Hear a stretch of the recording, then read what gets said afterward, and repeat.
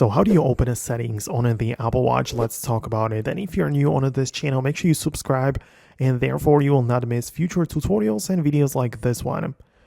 Okay, so the Apple Watch settings can be either managed on the watch itself or on the iPhone, right? On the Apple Watch, you need to click the digital crown to make all of the apps show up, and you need to just scroll through the icons to locate the gear icon, right? So it looks exactly like the settings app on the iPhone.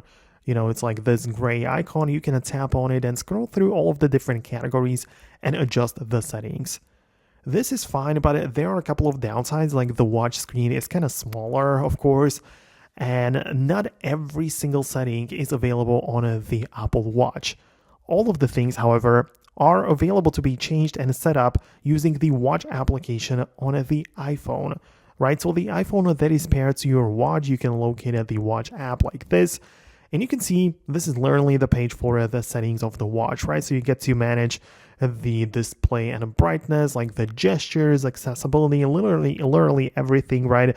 Can be managed on the iPhone, and the changes will be applied on the watch itself, right? So this is the place which you probably need to be. It's much easier to see on the large screen of the iPhone, so I prefer this method of adjusting my settings. So let me know in the comments below if you managed to find what you needed. In case of some specific questions, leave them below, but I'm going to wrap up the video right now.